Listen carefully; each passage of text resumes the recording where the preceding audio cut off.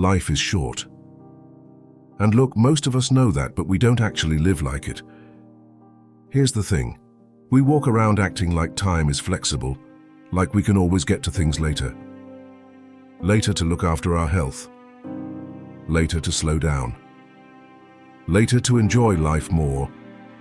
And it's not dramatic, it's subtle. We just assume there's more runway than there actually is.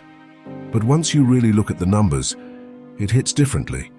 The average human lifespan is about 30,000 days. That's it. Not years, not decades, days. And if you're in your 30s or 40s right now, you've already spent somewhere between 10 and 15,000 of them. Half your days are already gone. Now you might be thinking, yeah, but that's just a statistic. I still feel young. I still feel like I've got time. And that makes total sense. Our brains are actually wired to think that way. Psychologists call it temporal discounting. We naturally value the present moment more than the future, which is why we put things off even when we know better. But here's what most people don't realize. You don't lose your life all at once. You lose it in tiny, forgettable moments. No one wakes up and says, "Today I'm going to waste my life." It happens quietly. A little time traded for comfort, a little attention traded for distraction, a little energy traded for avoiding something uncomfortable. You tell yourself things like, "I'll start when work calms down," or "when I feel more motivated," or "when life feels less busy." But here's the uncomfortable truth. Later is made out of today's, and today is where your life is actually being spent. There's a large study from the American Time Use Survey that shows the average adult spends over 7 hours a day on screens outside of work. 7 hours. That's nearly half of your waking life. And again, this isn't about blaming technology. It's about awareness. Because most people aren't choosing that time, they're defaulting into it. And this is where it gets really interesting. Your life isn't really measured by time, it's measured by attention. A famous Harvard study found that people spend about 47% of their waking hours not fully present. Their mind is somewhere else.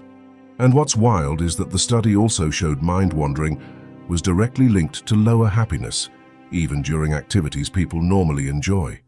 So even when life is technically fine, we're not actually experiencing it. Think about it like this. Imagine your life is a bank account, but instead of money, it's attention. Every morning you wake up with a limited amount deposited, and whatever you spend it on, that's what your life becomes. The scary part is most people never stop to check where it's going. Two people can live the same number of years and have completely different lives. One was present, the other was occupied. Not busy, occupied. Now you might be thinking, okay, but I've got responsibilities. I've got a job, I've got bills. I can't just slow down and magically live some perfect life. And you're right, this isn't about quitting everything or moving off-grid. Here's what most people don't realize. Living wisely doesn't mean doing more, it means wasting less. Less mental energy on things that don't matter. Less attention on stuff that doesn't actually restore you. Less time running on autopilot. And the good news is, this doesn't require a massive life overhaul. Small shifts make a huge difference. Here are 3 simple things you can start doing straight away. First, notice your default escapes. We all have them. Scrolling, snacking, constantly checking messages, zoning out whenever there's silence. Just pause and ask yourself, what am I avoiding right now? No judgment, just awareness. Awareness alone changes behavior more than motivation ever will. Second, protect one small pocket of presence every day. 10 minutes, no phone, no background noise, just you being fully there. Studies from Stanford show even short periods of intentional presence can significantly reduce stress and improve focus.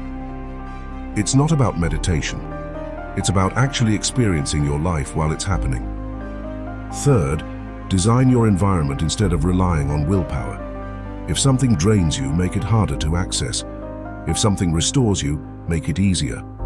Willpower is unreliable. Environment quietly shapes everything. And this part is important.